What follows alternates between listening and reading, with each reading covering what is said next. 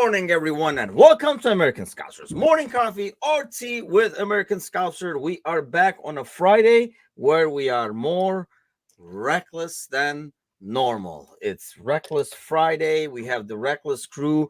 A lot to talk about. Finally, back in action. I was listening to you boys as time permitted during the travels and stuff.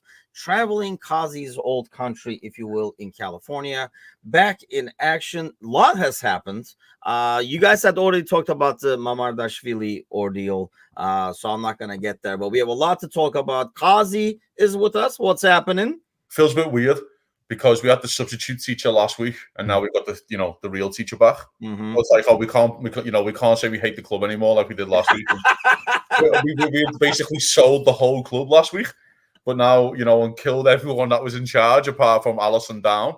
But now, you're back to keep us in line and check. But semi-fairness, I think the frustration levels were kind of going up as we went closer and closer to the deadline. So we'll talk about that. Has that eased at all? Serzi, Sparky, Alan, good morning to everybody. Well, good afternoon to Sparky. I think he's back in Liverpool still. And Anan is with us on time, actually early, which was really shocking. What's happening? Thank you all for the support and waking me up on time and all your prayers. Not much, man. Excited. We've got some moves happening. Well, one move that happened, and we'll see what transpires the rest of the day. There might be something that happens. There might not, but a little bit of positivity, better than last week. We got to bully Gally into some negativity. I don't know we're going to be able to do that with you today. Oh, that's right. You guys had Gally as well. And Ryan is with us. Good morning. We do have, speaking of Ryan, that reminds me, this Sunday is the first official American Scouser petting zoo that's happening in Chicago, where you can come and meet. That probably doesn't sound right, but you can come in and meet the gang as we are going to be watching the United game together in Chicago somewhere. I don't know. Gordo arranged it. I didn't know where it is. Just going to put it on the thing. But Gordo, myself, and Gally and Bickler are going to be in town. So once that is over, I'm going back into hiding and not going out till they leave town. Kelly, Matush, and Ryan, I think, will be joining us as well. So good, should be some good times. And I think the best thing about that is we got a 12-hour notice on it. So that was great. That was great. That was totally great. Best thing ever. Great planning. Honestly, I did not even think of you as that close. Probably would have given a heads up, even though you were going to be going around selling furniture that's going to be damaged in a week to everybody anyway. And bets to Kazi if everything goes well. Not that I'm snitching, but Anan was talking crap on Fenerbahce, says Serzi. I mean, that might be... Okay, just hold on. Hold on. Who the hell is Fernbase? Because I did not talk about Fernbase. Whatever that is, I did not mention it. Because also, I'm enjoying Fernbase these days. They've got a midfield of freaking Fred and... Amrabat. And Ismail Yüksek. Actually, that's a pretty solid midfield. I was about that. I genuinely think there's a few contributors who will run quicker than that midfield. Honestly, that might be the slowest midfield ever assembled. Yeah, right. But I mean, honestly, Fred plays so much better and in such a different role. He's loving soccer again because he's more of almost like the attacking midfielder of the three instead of defensive, especially where Amrabat's coming in. And they're going to play United. That's the biggest irony. I think we've seen the theme. So there is that over there. Kelly is lying, says we miss you. Anybody that leaves United plays better. End of discussion. That's another thing. Speaking of missing people, I know Richard has missed me. I don't know. Oh, okay. I was like, Asfanan after Fenerbahce. It's called football soccer. Still has not given up. Well, you'll eventually give up, buddy. There you go, Margarita and a Paloma. I'm a big fan of Palomas, by the way. Okay, let's get to Liverpool action over here. There's a lot going on. Let's start with the transfers. Chiesa in. I was pretty happy with the Mamardashvili thing. Still don't understand some of the parts where the system requires a goalie who's really good with their feet. And we got somebody for the future who's not. So I don't know. Like everybody's like, oh, that was something that he's going to work on. If it was going to be something that's going to be worked on, goalies would change in a year or two. It does not like work like that. That's like saying like, oh, he'll work on his headers before he comes here. No, I mean, you're either good at it or you're not. But anyway, let's talk about Chiesa. Kazi, we'll start with you, since I'm sure you were tooting the FSG out. I hate these people thing last week, and I didn't even watch the whole show, but I already know. Baby. Where are you at with that? Do you like that deal? I love the deal. I think it's a very smart deal. In terms of, forget the player for a second, I still think Liverpool needed 6 attackers. I think the manager wanted 6 attackers, and I think Liverpool have now got 6 attackers. I think for you to challenge on all 4 fronts with the extra games in the Champions League, that you probably need 6 attackers now. And I'm very pleased with that. With the player itself, surprised how much left-footed he was, because I kind of forgot, because I hadn't watched him for a while. Like, I know he's right-footed, but when I was watching his goals and his compilations and stuff, like, he's more left-footed than I thought he was, which is really good to see, because he calls both feet. I was kind of under the impression as well that he had one leg these days, and then I realised he played 37 games last year, which I'm 33 in the league, which is really impressive. So that's another positive. And let's get this right. Liverpool were interested in this like 3 years ago for 100 million. Yeah. Liverpool were linked with them for 100 million. So, and I also want to say for 10 million quid up front is an absolute. Let's get it right. It's nothing in today's money, which is unfortunate. But it's nothing in Premier League football terms of money. People are making the jokes of, well, we've got Bobby Clark for the same money and Solanke's buy-on was the same money kind of deal. And that's great. But I want to put it into more perspective for you. Birmingham City are in League One, and today they've just bid £9 million for a striker from Fulham. Now, so to put that into context, as much as the Solanke thing's funny and the Clark's funny, when a League One team has been basically the same money as what you're signing a player for, is insane. And I've got, of course, the level that he could get to is insane. So, very, very pleased, surprised that we got him for that cheap still. And I'm more credit to him, by the way, because I think he said he turned down offers from Saudi Arabia, i.e. he wanted to continue his career at the top level and really show what he's got, kind of thing, at the top level, which shows that he's coming in with a bit of hunger. And I don't really, by the way, before we move on to Banana stuff, I don't like this idea that, he's coming in 6th choice. Well, if he starts next week against Forest and he scores 3, he won't be 6th choice, will he? So you just... Yeah. As long as you get starts and you get opportunities, you take your own opportunities, then we've got to fit shit around you. Because otherwise you're knocking on the door. I would expect him to start 2 out of 3 next week. Of Forest, I think you got West Ham at home in the Cup. And then with Bournemouth at home, I think. So you get 3 home games. Did you expect him to start? I think he definitely starts West Ham. West Ham, I think so. And then I also think you can manage Jota a bit. Because we know what Jota's like. And if you can't rest Jota at Bournemouth at home, or Forest at home, when can you rest Jota? That's the other part of the conversation. And when can you get Darwin minutes or Gakpo minutes? So I am excited, mate. I really am. I'm banging to the idea of not playing him against United, which Slot came out today and said I'd be very surprised if he's in the squad. Give him the 2 weeks. I like how he said that, like he doesn't write the squad. He's like, I'll be very surprised to see him. Like, yeah. I didn't put him in there. Like, I think what he means is like he's best be fucking good in training here. Like, you know what I mean? If he's boss in training, he's definitely getting on the bench. He's great in training. So yeah, super excited, mate. I'm just happy that the Reds have done a bit of clever business again. Yeah, I mean, Mateus says incredibly low risk and high reward. Didn't see a clip of mountains. I want to stay home. He's excited. I'm excited. I mean, here's the thing. I really thought it's a good deal. I know a lot of the stuff has been made about his injury record and a lot of references to being made to your all-time favorite Thiago. But I mean, that was the ACL thing, and he's come back from that, and we've actually seen it. This is what makes it a really smart and even a higher reward deal for me, is we've seen, for example, like what has happened with Van Dijk, right? He came back. You can tell it wasn't himself, but at like half a season, and you see it in the NFL and stuff a lot like too. Like the first season back is always like, he's not the same guy. And some guys do come back afterwards, and they're back to where they were, at least like 90%, 95% of where they're back. That's why I feel like it's a great deal in terms of being like a low risk and high reward, because that reward could be really high. Like Kazi was saying, this is a guy we were talking about willing to spend 100, why do you think there's so much backlash? Is it because we didn't like if we spent a 50 on him, people would be more happy than spending 10, 15 on him somehow?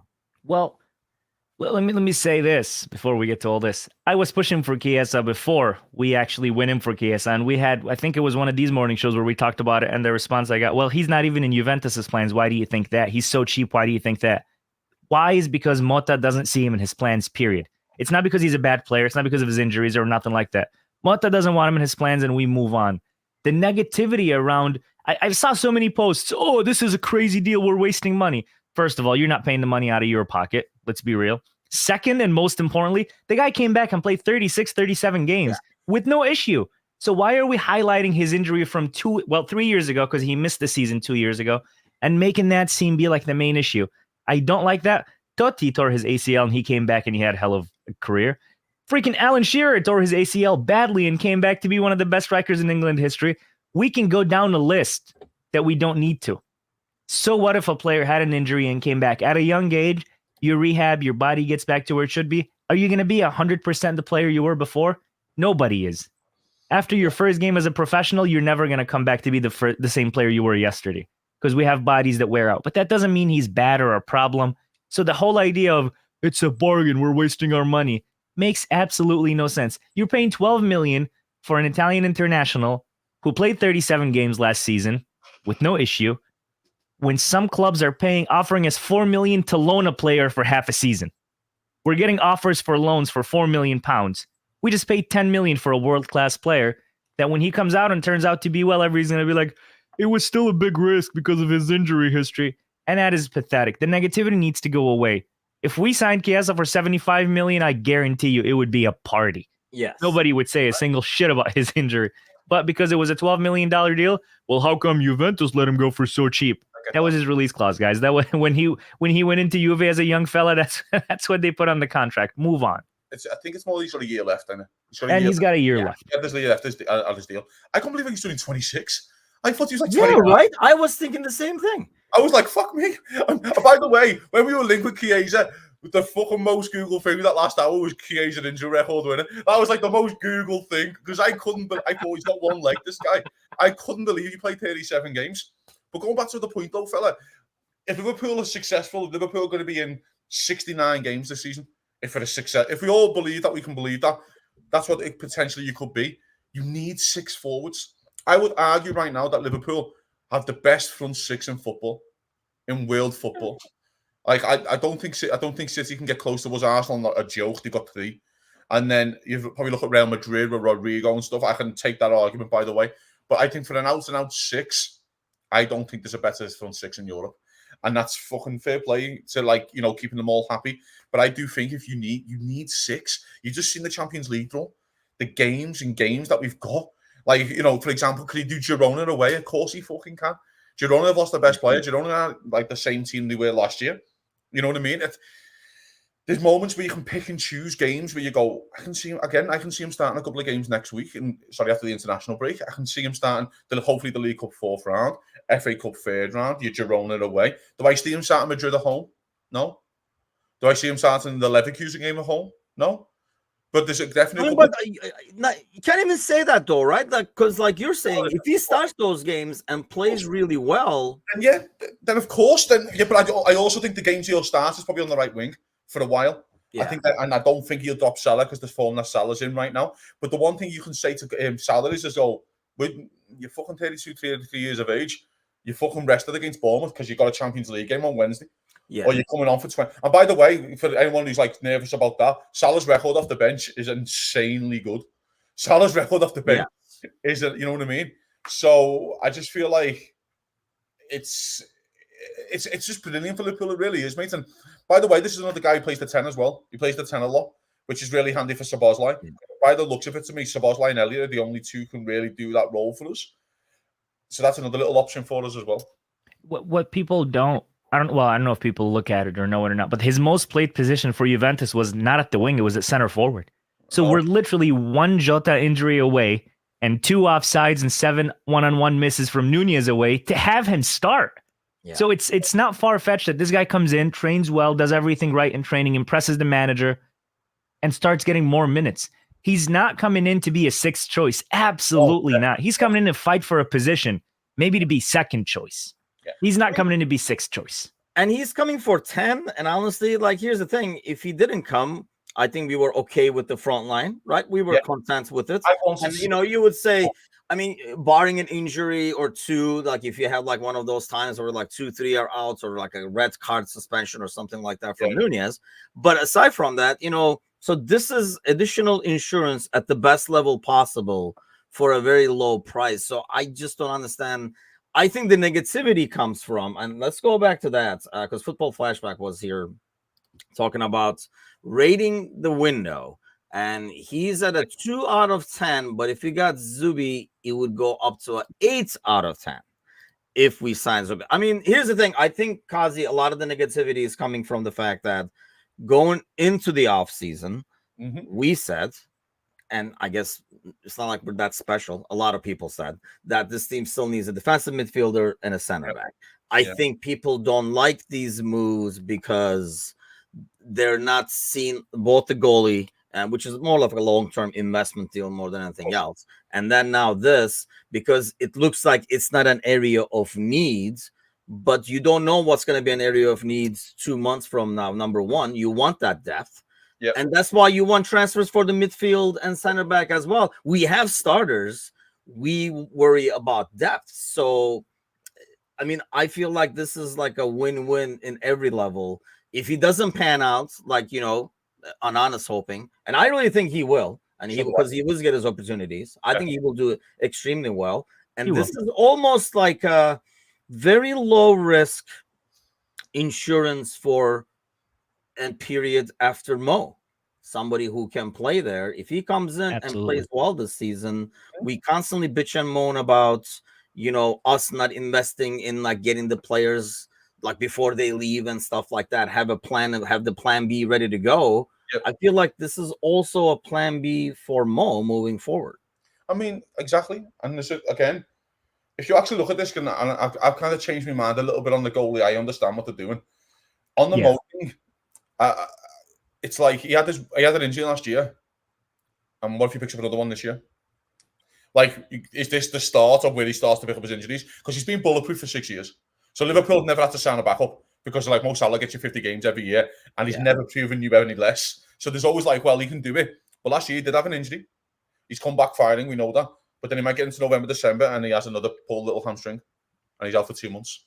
And then you got no one who can play that side for you. Apart from your Ben Doak, who looks like he's probably going to go out on loan.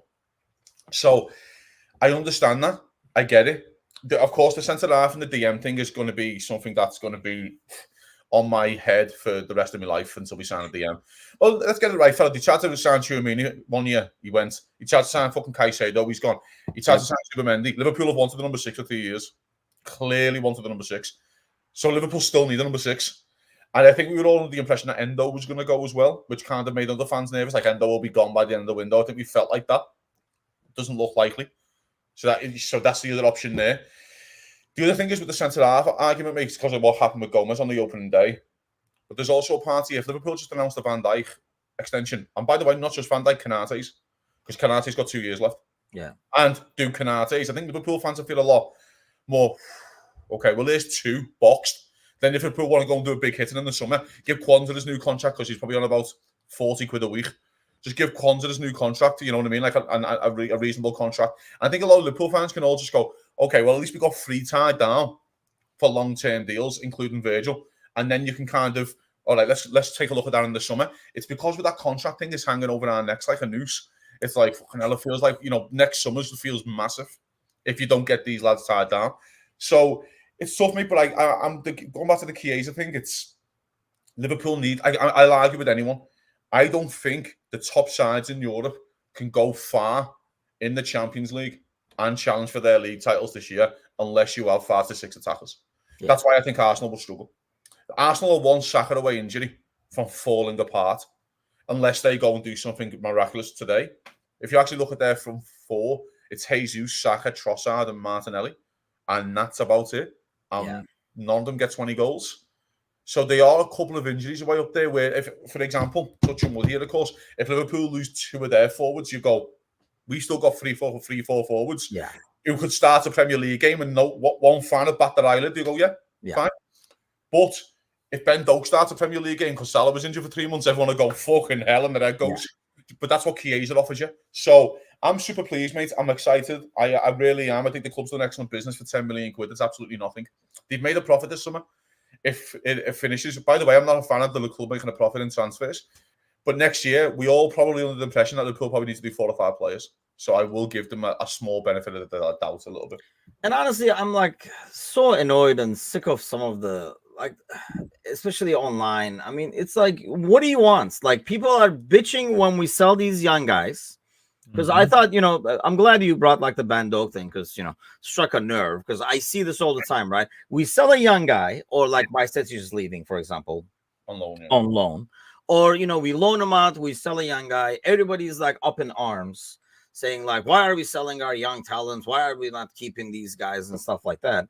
And then if he started, they would blame that the squad is not deep enough. We have to start Bobby Clark over there and stuff. What do you want? Like, do you want the young guy to start? Do you want the experienced guy? Or do you want Bobby Clark to rot over there? I mean, I don't know if it's like, is it just like being selfish on and not thinking that a guy like, I don't know, Bobby Clark comes to mind because it's like most recent probably, but you know, he's a young kid. He needs to play he's if you really care and like the player that much, care a little bit about his career and not just his Liverpool career. He's not gonna want to be the 6th choice in his young years and then hope for like a catastrophe to happen so he can like walk on the pitch over there.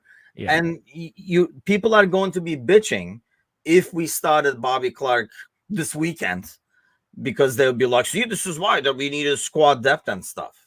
See, I don't think it's much about caring about the players, just about finding something to bitch about. You know, some people just want to bitch. Some people, honestly, like, I mean, there's sports reporters and podcasters that make their living off of bitching. I mean, there's people who get paid to bitch.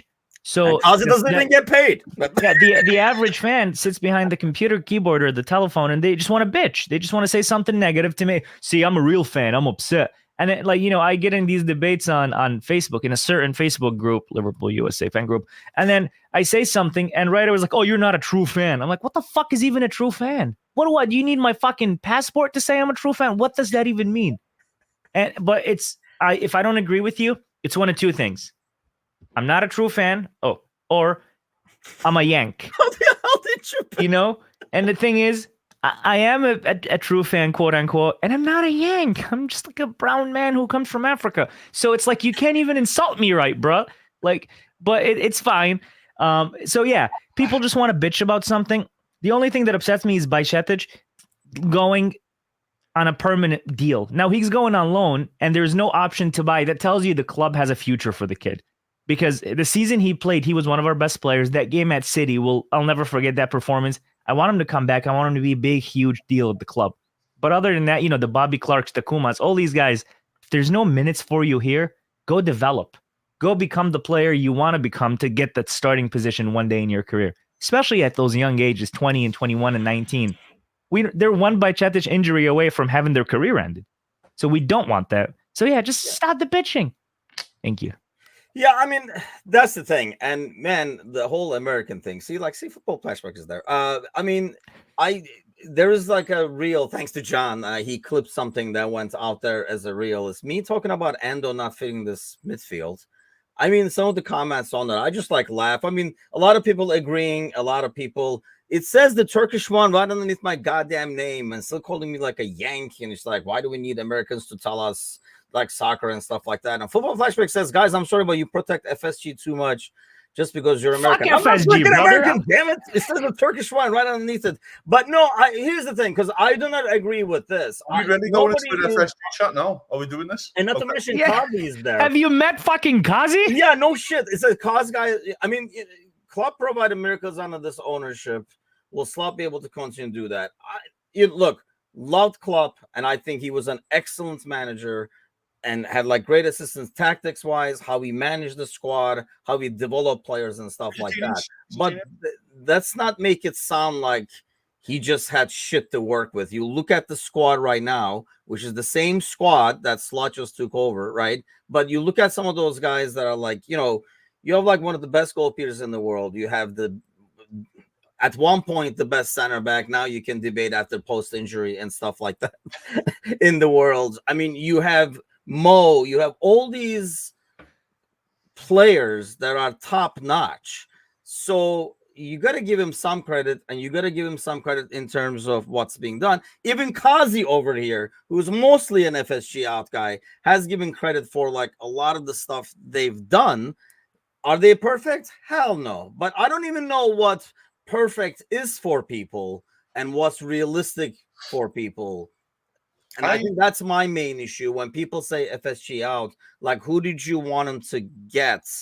And is that, did you expect him to go out and spend, like 300, 400 million and get 115 charges? I guess I'm not following that part. There's a chat here to have, right? A little bit. And I'm not going to go into a big, massive SSG thing, right? Again, I'm not the FSG fan here. Far from it. What I would say is that whatever, there's constraints that we have to work with, but there's also constraints to protect the club. I will say that. And I do remember 15 years ago when we nearly went bankrupt and Liverpool were nearly in administration. And you know what I mean? And by the way, that's not something that FSG can just keep harking on about for 15 years because that's the past. They got the club as a steal. If they sold it today, they'll 10x the money. Oh, yeah. So they're also fucking businessmen. But I will remember that. There's also part of this where I want Liverpool to be the dining at the top table for the top players. That's what I've always wanted. I want Liverpool to be an attractive proposition for the greatest players in the world to come to Liverpool. That's just sometimes the way Liverpool do things. And that's fine. They want to build their own top players and make their own superstars, like they made the Mo Salah and your Alisson and stuff like that. I do remember, by the way, when Alisson let 5 goals in an Anfield and then we signed him 3 months later. So I do remember that. There's also, Liverpool want to do it that way, but I will always go back to that Liverpool bid £110 million for a football player last summer. That is unheard of for Liverpool Football Club to bid 3 figures. By the way, I don't think there's any player who's went over this summer over 80 million, 85 No, million. it has. Saudi Arabia haven't even bid that much for football players, I don't think, because I think everyone's kind of got their act together because PSR is a real thing these days. But Liverpool did bid 110 million. The money is there. I think if Liverpool want to bid on a football player, I think the money is there. But I also think, especially for this summer, I do think it's a bigger summer than what we think next year. I keep going back to our defence. The 4 best defenders at Liverpool are Trent, Konate, Van Dijk and Robertson. We'd all agree that's our starting back 4 if everyone's fit. And the maximum a player has left on their contract is 2 years. That is petrifying. That is really scary. But that's not for me to worry about right now. I need to worry about Liverpool winning the league. But that's for the ownership to worry about, and that's for Edwards to worry about and all those lads. So I will give them a little bit of a pass this summer. They did try and sign. If they would have done Zubimendi, Chiesa, and went, we're done, I think we all would have went, we only needed 2 anyway. But you fixed one of the 2. My biggest frustration out of the summer is, mate, you've needed the number 6 for 3 years because you've shown your hand on a number 6 for 3 years. You still need a number 6. Let's not leave yourselves short again and don't do a stopgap endo. But there's also a part, can you do a stopgap player to fit Klopp system? Do you get, slot system, not Klopp. A player to fit slots system. That's my part of this conversation. I think that's a broader chat, but I'm not a fan of the owners, but I will say, mate, they have been good for Liverpool, and they have been good for Liverpool. And if the time comes that they have to sell the football club, it's not about, well, who do you want to own the football club? That isn't up to me to go out and find fucking billionaires to fucking own Liverpool Football Club. That's up to someone else. That's not me. I don't know every fucking billionaire in the world. I'm lucky enough. Unfortunately, I don't. But you know what I mean? So, again, they're not selling anytime soon. They've got this new investment with Redbird and all the other things that's going on. I think the money's there if Liverpool want to sign football players. I just want Liverpool to become more attractive for the top level football players. I think there's a comment from Mateusz, the Prince. He said, we want Saudi money while complaining about Saudi money. Yeah. This is us in a nutshell. Here's the thing. I mean, I'm sorry, I didn't mean to cut you off, but I'm sure this will tack on to what you're going to talk about. Football. I mean, this is exactly the kind of ownership I do not want, and I think it's the kind of ownership that shows, if anything, to most people who call us like Yanks and stuff. Yeah, that Americans don't know what they're doing, and it also shows that just spending money is not a solution to anything. Go ahead, Anand. I'm sorry. Go ahead. No, that just blows my mind. I am, and here's the thing. I don't shut up, but now I'm speechless. What the? So we're saying FSG bad, and we protect FSG, but somehow we need a Todd Bowley kind of. Do we see the contradiction here? Yeah, in his defense, He is says running a lot Chelsea. of negativity that he's seeing out of his Twitter is why probably he is overly negative this morning. But yeah, I mean, dude, to me that's exact. Or you look at United, the last decade, and it just shows that I'd rather not spend money and be more successful rather than spend a lot of money and have like a chaos. And there's no like, it's not like it's one or the other. But by the way, you don't need to spend money to win things. And by the way, I want Liverpool to spend money, of course. What I've always said this, Tim, and you got to back me up here. I just don't want Liverpool to be left short in positions. I don't care if you get 5 free transfers. Just don't leave me fucking short. I don't care how much money you spend, but you don't leave me fucking short. And what we have been susceptible of in the past, and you will agree with me, we have been left short a couple of times. Yes. Centre half, when Ozan Kabak says hello and Ben Davis says hello, we've been left short. Number 6, it feels like our midfield right now feels a bit short to me.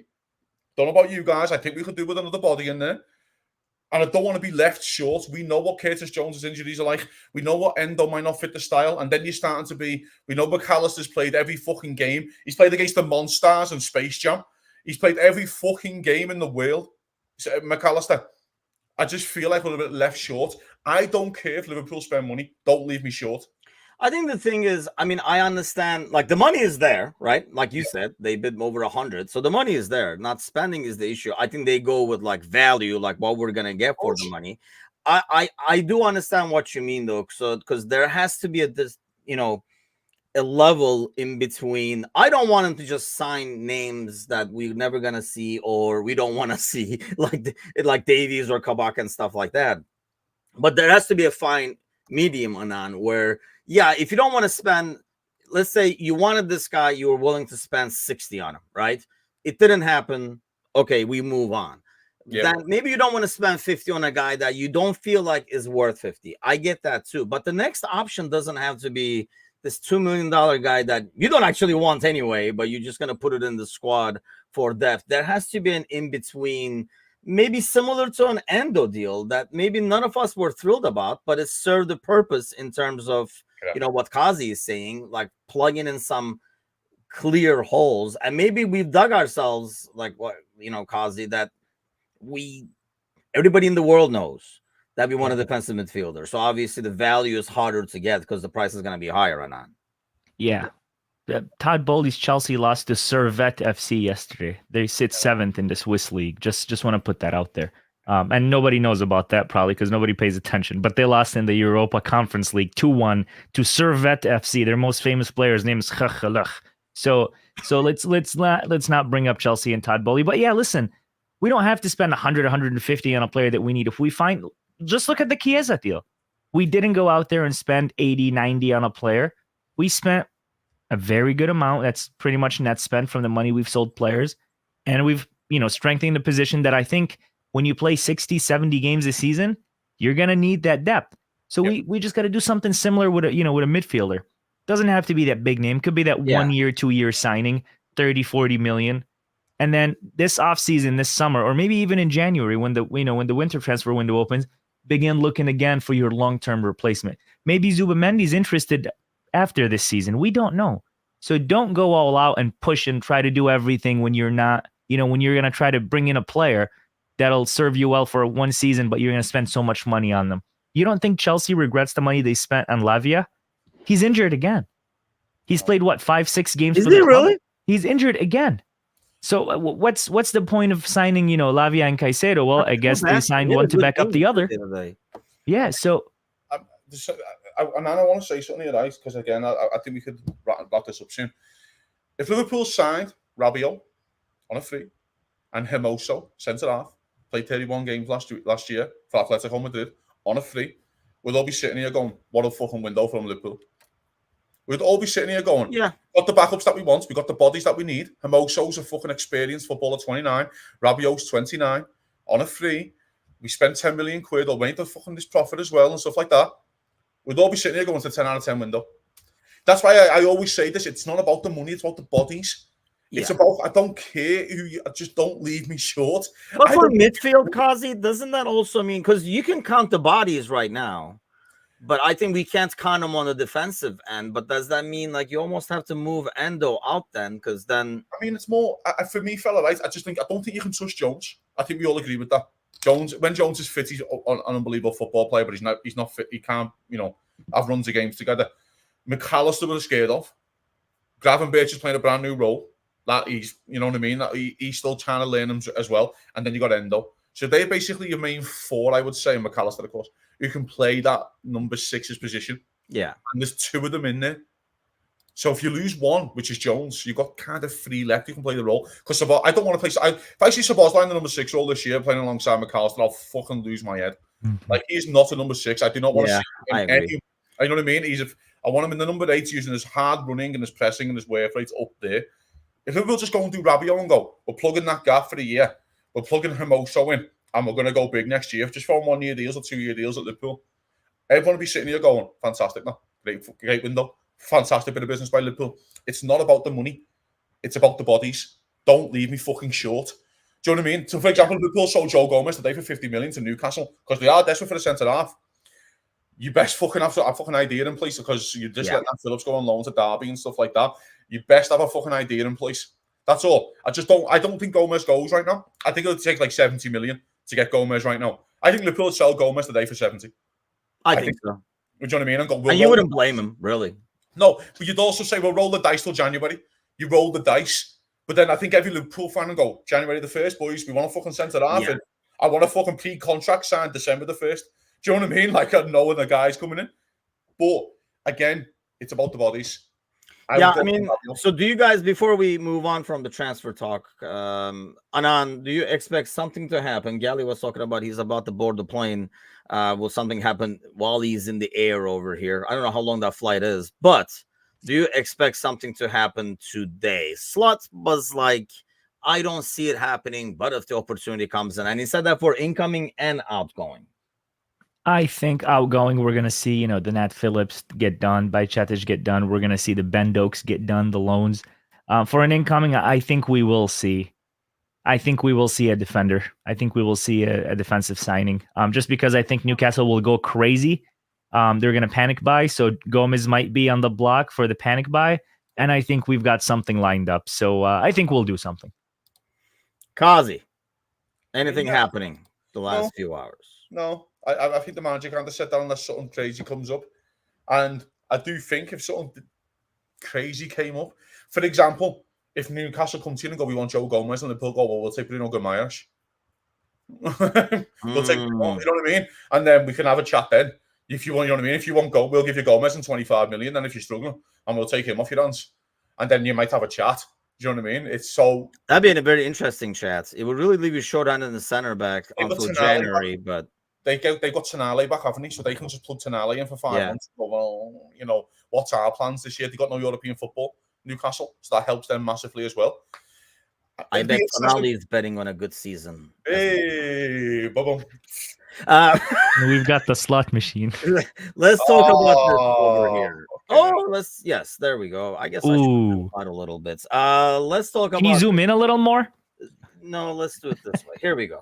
Okay, so the Champions League draw, it's complicated where they had to make like a 30-minute training video of how the system works and all that kind of stuff. So the only thing that, we were watching it with my brother, the only thing we could come up with is this can't be rigged unless they rigged it beforehand because there's no human to be able to plug this in and come up with this as they go because, even the computer was like overheating towards the end, I think. But what do you guys make of this? Anand, we'll start with you. I mean, there were some easier opponents, but do you think it is better to have like away games, at least on, familiar ground, closer, and I don't know, better, possibly at least better pitches and stuff like that, compared to maybe getting someone like an easier team, but going all the way east in the middle of winter and stuff like that? Or are you happy with what we got here? I'm good with it. This is UEFA's rebuttal to the Super League to make these teams not want to do a Super League. It's their way of trying to keep everybody in. You get to be the best, you got to beat the best kind of attitude. And now you get to play Real Madrid at home. You get to play Leverkusen at home. Bologna and Lille, not the biggest names out there, but to be the best, you got to beat the best, and we are. It's going to be fun. You get to watch Real Madrid, you get to watch Leverkusen, but you get to go to Milan, play at the San Siro, right? And then you get to go and play PSV Eindhoven, where our manager's got really good experience with them because of his Feyenoord connection. So overall, I'm excited. I just think this new form is a little silly. If it ain't broke, don't fix it. But they wanted to Super League it so the big clubs don't leave in 2030 and form their own league. So that's what they gave us. Yeah, you like the Super League thing going, Kazi? I mean, you look at the matchups, you're like, oh, yeah, this is cool. But at the same time, holy cow, man, it's a lot of matches, number one. And yeah, I mean, basically, I can already see like the Super League at the end of the hallway. Why are we going down this hallway anyway? Yeah, to be honest, mate, I'm kind of into it, to be honest. I'm into playing Real Madrid at home, not away. I can tell you that. Oh, yeah. You know what I mean? I'm into playing Bayer Leverkusen at home. If you want Tyler Morning getting a jacket in your centre midfield, then we're going to fucking run all over you. So I've got no issue with that either. I do. The games are great, I'm into the games. I really am. I am into them. I'm sorry. I think it's great that you're playing against teams that you might not play against. Girona's interesting. Bologna. Can't remember the last time we played Bologna. Yeah. You know what I mean? It'll be cool. But you actually look at those fixtures, mate, going back to the 6 strikers thing. I can see Chiesa starting 5 if you wanted to. Yeah. I mean, I know you have to finish in the top 8, so it could be a lot bit different, and you've got to, go full whack. But, PSV away, AC Milan, and these are good sides, man. The big boys, aren't they? As well. Yeah, there's no easy game. I guess that was my only thing. There are no easy games. Whereas, in the pot 3 and 4, there were some games. I mean, you can't pencil in 3 points anywhere, but I first felt like there were a lot more opponents where you could be like, that should be an easy 3 points, especially if at home. I don't see that fixture here at all. You have to be on your game on all of them. I think Lille and Bologna are the ones where you've got to, if you can't win them, you won't finish in the top 8, basically. If you can't beat those 2 at home, you can't finish in the top 8. So I do think it's interesting, though. How many points will it take to get in the top 8? Yeah. That's what I'm starting to get to the stage. It's probably about 18. That might get you in the top 8, maybe less, 15. How many games do you need to win? Do you need to win 5 out the 8? Do you think you need to win 6? Do you know what I mean? I'm just trying to piece it together in my head because we don't know yet. We just don't know because, again, it's all brand new to us. So, but Bologna and Lille, mate, are friendly. And then if you look at the away games, fucking hell, San Siro. You know what I mean? It's the San Siro. And then you go, Leipzig, we played them before. We battered them, didn't we, a couple of years ago? And then Girona have lost their best player. PSV. And then I don't think Bayer Leverkusen will be the same this year, but maybe I'm incorrect. You can't keep getting last-minute winners like you do. Yeah. And then you're playing... They did last weekend. That's what I'm saying. It's got to run out, hasn't it? That has to run out. And then Real Madrid is a fantastic draw, which we all know. So, yeah, I thought they were easier games, but we do not know. Yeah, this is 15 points plus goals. That sounds... I don't even know. I was going to be 14. I think you win. I think you win 4. You're safe. I think you win 4. You'll probably finish in the 8th spot because of just the way of how many teams there are. You win 4, you'll be okay. But then what happens next? Where do you finish and who do you play next? That's where it becomes a little. I think it's 18 points. I've got to. Real Madrid are fancy themselves to beat them all. Even Liverpool, I say I take a draw at Anfield, of course they would, but they're we'll beat them all, and then. I just feel I don't know. I think 14's not a lot.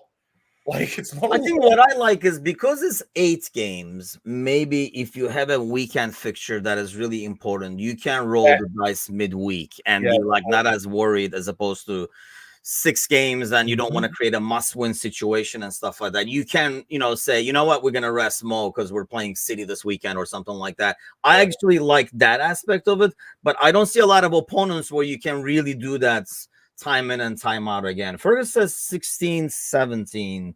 Yeah, that's gonna be interesting. I think 5 wins would get you 15. Maybe 16 is a better way too. I mean, to get to the guaranteed top 8, and then there's the playoff thing. Playoff if you finish lower. Last 32, isn't it? You go guaranteed into the last 16 if you finish in the top 8. But if you don't, you go into a last 32 game. Yeah. I really don't want Liverpool to be in the last 32 game. Yeah, I mean, last thing is last thing you need is even more freaking games. But speaking of games, we do have a game this weekend. Yes, we'll get to watch it. My brother's here too, so is he? Yeah, either going to be he's a United fan, isn't he? Beating up on him by punching him or beating up on him by making fun of him. I don't know which one it's going to be, but actually, before we go into our game, so for our listeners out there, in the Europa League, Fenerbahce are going to be playing Manchester United. Yes, Mourinho show. So who will your brother be supporting? I would think it'll be Fenerbahce. Yeah, it's a coin toss. Is it a coin toss? I don't think so. Will he celebrate a United goal? I don't think so. No, I don't think so. I'll have to ask him. I'll let you know. But let me know. No, I don't. I just don't see it. I think it would be Fenerbahce, just because. Not to mention it's home. I believe we play him at home in Istanbul. Yes. So yeah, those are games you have to win. They had like a really tough draw too, because I woke up to that and I was like, holy cow! But yeah, I mean. It's gonna be that, right? I think we talked about this before. I asked this question, and really would depend on when it is, right? Like group stages and stuff like that, or elimination, or like a final or something like that. But yeah, I think it's just gonna go to Fenerbahce by default over there. I would guess. I'll ask him though. I saw that and I was like, well, it's time for you to worry about it, because last year we talked about it when it was Galatasaray United. We were like, both can die. But like this is kind of like a totally different situation here. But yes, he'll be here. He'll be there with us in the American Scouser petting zoo. We're gonna get going this weekend. But what do you guys expect out of this? The fact that it's at Old Trafford worries me. When we were talking about it yesterday with my brother, he made it like he is okay with a 1-1 draw even.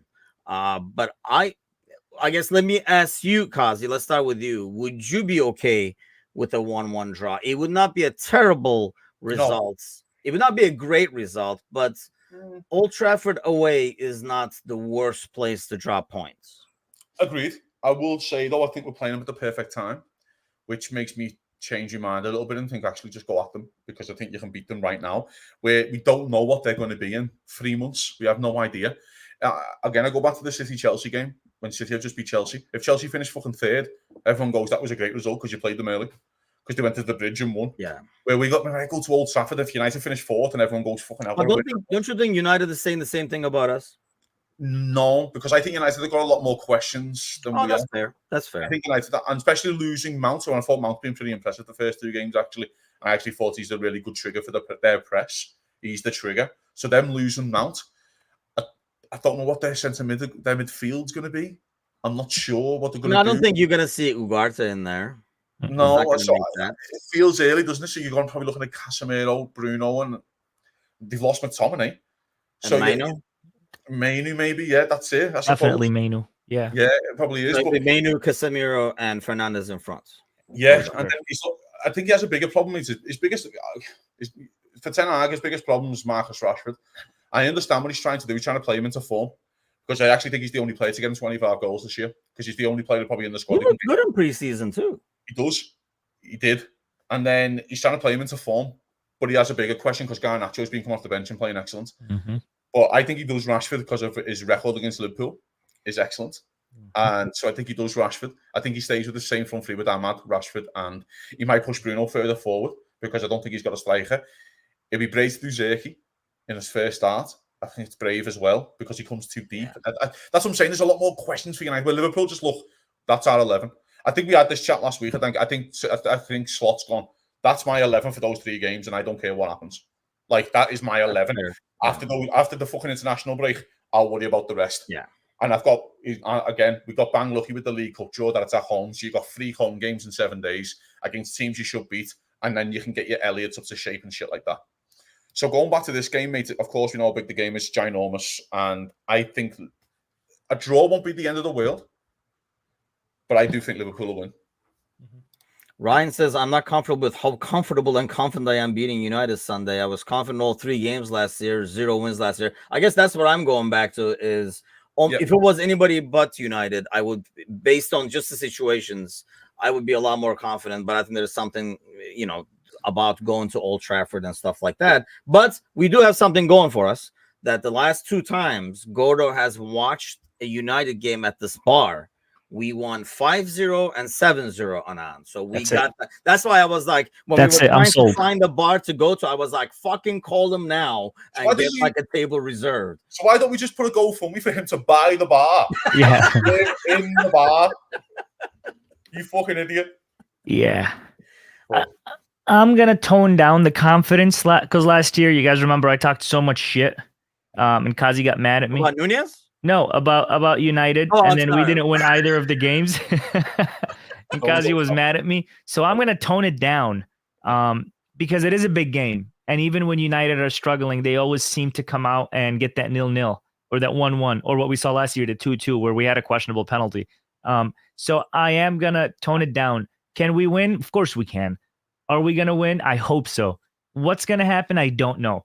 I'd like to see us go out there. I'd like to see the first half play as well as the second half, because we don't want to put out a first half performance like we did the last two games, where I don't know if you guys saw the stat, chances created in the first half, 1.2, second half, 11, passes completed first half, this much. It seems like we play much better in the second half. I'd like a collective 90 minutes where we play the way Slot wants us to play. And that's where I think we could get it. I'm positive, I'm confident, but I'm going to tone it down and I'm just going to wait. I don't want to be overly confident and then watch the 0-0 on Sunday and say, this fucking shit again. So I'm going to be patient. There's a part though, gents, right, where the first half thing is an issue when I get down, my channel is over. First of all, he's 2 games in, we know. But also, I think there's a part where he fancies his team to run the legs off other teams. And the one thing I always think about these 10 United sides, that they're not fit. I always think they fucking die on the 10 to go. I just think they just look tired. And I think he also might go, well, my subs are better than your subs. So if you want to turn into a shit show, like a fucking shithead 0-0, then I'll back my lads off the bench over your lads, and my team will win the game that way. So I do think that the manager's tactically that clever and astute. Again, the questions over United are so difficult because his best centre half looks like the lit, but then do you want to put him in his first game, starting against Liverpool, and then the kid could have a nightmare. Do you know what I mean? And then he has a bigger issue where Maguire's actually played okay for him and actually looks like he's coming back into some kind of form. So he has to pick between Martinez, Maguire, and Lindelof. Sorry, not Lindelof, the lit. He hasn't got a left back still. He's playing the low left back. Mazraoui, he's played really good for the first 2 games. I've been quite impressed. I thought he was really good against Matoma last week, by the way. But he's not Luis Diaz in this form. You could run the legs off, So that's what I'm saying. There's just so many questions all over the field, I think, for United. And I think Mount is a bigger loss than what we're actually taking into consideration. I was so excited when I seen that Mount was injured because he is the one who's been triggering their press. He is the one who gets them going and pushes them further forward. So, and if he hasn't got a striker fella, he's going to do Bruno in front again. Like he has the first 2 games, and he's kind of lost in midfield. So we now are expecting does he do Zergi in his first start? Liverpool? I don't know. That's why I think Liverpool are just so set. Like we know what we're doing, and you've got a load of lads. It could be you might be moving because of the Mount injury. You could be moving 3-4 lads out of position to get your team right, and I think that's a crazy one to do in Liverpool. And I think one thing I like is, and I agree, like the second halves have been better, but I think the difference this year has been when we have started shit. For example, last season we were behind, Correct. And I think despite not playing well, we play under control enough. Not that we haven't given up chances, but at least we haven't conceded. And I know it's like small sample size and stuff like that, but I think there is the way we play, even if you're not doing well and creating and, getting out of the press and stuff, you're still playing it safe where you're not chasing the game afterwards. One thing that I would like, but going back to what you're saying, Anan, I would like a faster start just because I think somebody was mentioning it earlier in the comments that I feel like you get an early goal in that Old Trafford effect can go backwards and you can really have that, have those stands turn on that team. And maybe this is why, this game is kind of like more important to have a better start because you can kind of like turn the crowd in your favor almost. I think a lot of the things we were used to too is a very strong start with Jurgen and then we die off in the second. Now we kind of got the opposite where we're starting slow and then we're pushing better in the second. It could be just something we need to get conditioned to, but Kazi also said it. We're still new to this system. So every game you start, you're starting a new system again. So it is going to take some time to get used to. So listen, I'm excited. We're getting a big game this early in the season when the team is clicking and learning and improving. So this could be that one game that takes the form and boom, pushes everything upwards. You never know. So it's positive vibes all around, Old Trafford or not. I think we got this, but like I said, I won't say what I think will happen. I'll just say I'm confident. And then United, they're going to start with 2 new players in the back, Delict and Mazraoui. Both of these guys are new. Yeah. What kind of, what risk is that? Yeah. So then Mount is out. Who plays in there? Does Rashford start? Does Xerxes start? They've got a lot of moving pieces to the puzzle. Does he do Rashford up front? Garnacho on the wing? And then just I would not like that because I don't want Garnacho on that wing. I'd rather have him just sit on the bench. That's another option, but does he go, fuck it, I'm going to keep Rashford left wing where he prefers to play, and then Xerxes up front? By the way, these are the conversations that the manager will be having over the weekend. What the fuck's he going to do? Do you know what I mean? And a big conversation to be had today, is Rashford leaving? No, he won't leave. He's not going to leave. There's heavy interest from PSG. Could he be on the way out? Because Sancho's off to Chelsea as we speak. So what happens next? Who else do they lose? No. There's a lot going on in that team. Why would Sancho want to go to Chelsea? Why would anyone want to go to Chelsea? Yeah, I just don't understand. He was like, you know what? I couldn't carve out a spot, but I'll work hard and get a spot over there. That lad's on 350k a week. I guess I'd go to Chelsea. He was going to get that. Where was the other team that was interested? Maybe they didn't want to give him. By the way, our drunk correspondent at the airport is telling us Ned Phillips, who puts his head everywhere, is going to Notts. Is it Notts County or Derby County? I thought it was Derby County, but anyway, it could be wrong. But I don't know. A couple of Palomas in. You can't trust Galley's news. It's a bit like the Nat Phillips. It's like the Nat Phillips thing. Everyone goes, why don't we just sell him? He's on 30 grand a week. Galley, make sure you board the right plane, my friend. Make sure you board the right plane. I am concerned. Somebody, wellness check on Galley, TSA, anybody, do something. If you board the plane to Libya, Galley, Anand's got your back. Not even I got you back over there, brother. But I mean, listen, I go back to the game, mate, again. It's a massive game of football. I think if Liverpool win the game, you put some serious pressure on United already. They've lost to Brighton, lose to Liverpool. Yeah. They've won 1 and 3. And by the way, then they've got their 2-week break where they could be just thinking about it and just like, it's all going to be a bit. So I just feel like we can really get a dagger into them. But what it will do, it'll fucking set a worry into Arsenal and City, If you go there and win, and then you tell Arsenal and City, well, you've got to go there and win now. That fucking feels like them. But like Villa last week when Arsenal went to Villa, and you're like, oh, fuck's sake. Do you know what I mean? Ollie Watkins missed those 2 big chances, and you're like, fucking hell. That feels like we've got to go to Villa Park and win. And then no one look, it's on a fucking Monday night. Do you know what I mean? You're like, oh, for fuck's sake. I just feel like you can actually get at them, lads. And I fancy Liverpool massively. Okay. The fuck is Galley sending? Galley's sending a link, but I can't pull that up. Obviously, we're on air. But Fergus says it is Derby County. So, I mean, either way, I don't think we care. But, Netflix is not going to be in our center. He puts his head everywhere. Okay, let's end up with some predictions after all these semi-optimistic takes on it. I mean, if we get those 3 points, we talked about this a few weeks ago, Kazi, that in a schedule that looked relatively easy to start the season, this was probably the toughest game. So you win this away, and then you have a couple of other on paper easier fixtures, and then before you know it, 6 weeks in, you can have 18 points. Then this is what I think. And again, and going back to the late signings, because I think it's all a part of this. I think Liverpool back themselves to win the first 2 games and then worry about the rest. We've said this for months in the summer. Liverpool's first 6 are really reasonable. They're reasonable. And I'm quite happy that he's playing a big. I'm quite happy that Slott's going to Old Trafford early. And this is the biggest game. You've experienced it in your 3rd game. There's no fucking more surprises. I actually wanted Liverpool, in my 6 sadistic way, was to draw Everton away at the League Cup to go. You went to Goodison Park and Old Trafford in your first 5. I don't want to hear about a big fucking game anymore. And that you've experienced them. You've had them out in the first 5, and let's go from there. He's getting that out the way. If you actually look at it again, this is the one where we all worry about. But as you've just said, you could have 6 wins on the board, and then before you know it, that's like a fucking a 50 a season. Yeah, 60, and it's good. It's done already. You've got these points on the board.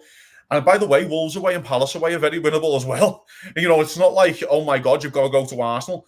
Wolves just conceded 6 away, at home. Sorry, Wolves have just conceded 6 at home to a batshit Chelsea side. So it just feel like it's all. You might look back at this moment and go, he had the start of the dream, at the dream start, and Liverpool could be 3 points clear in 6 games, and then we can all get giddy and excited. You can get giddy, yes. That's what's going to happen. So, what is your score prediction? I think solid 2-0 again. I do. I know it sounds mad. I'm going for the, what would you call it? The Timucin special. I'm going for the slot special. 2-0. I'm happy with the slot special 2-0. I just feel like I don't see how they score. I don't see how they score apart from like a set piece. Stuff, man. You I just worry. don't. I hear you. I hear you. But... I wouldn't take one of their players in ours. I wouldn't take one of them. Genuinely, I wouldn't take any of them. I think they're all shit. Yeah, you know what? That's like I have to give that a long thought, and I can't come up with any. You can argue Bruno Fernandes, and I'm happy to have that argument with someone, and that's fine. And I'll give you that if you want Bruno, but I wouldn't take any of them over ours. And that's why I just feel like that you're scarred from last year. But let's get it right. If you take last year's fixtures out, we fucking battered them for 5 years, you know? Yeah. We've had 4-0s, 5-0s, 7-0s. We fucking battered them. Like, the crap, you know? They are crap, and I'm sorry. Like, this might, get clipped up or whatever, but they are crap. And I just feel like, if by the way, if United 15 years ago were in our position, they'll go, we'll just battle Liverpool. Because they were a better team than us, and we're a better team than now, so... Sparky Pracky brings us back down to earth in 1-1. By the way, thanks for all the comments and all the good stuff this morning. If you are not following us on YouTube, give us a follow there as well on youtube.com/American Scouser.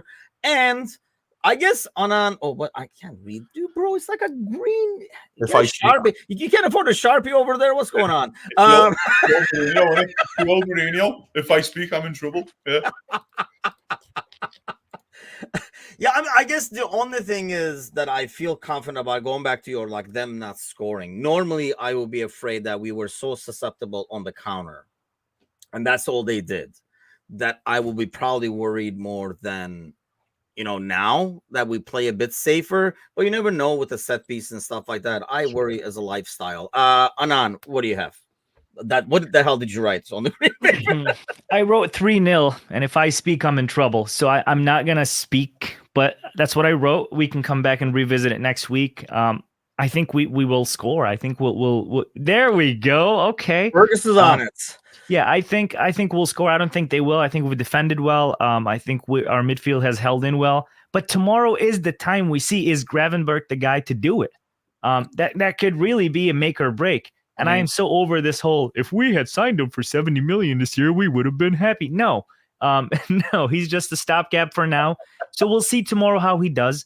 But I think we'll score. I think they won't. And I'm a firm believer that Salah will get one. I think Diaz will get one. So it's looking good.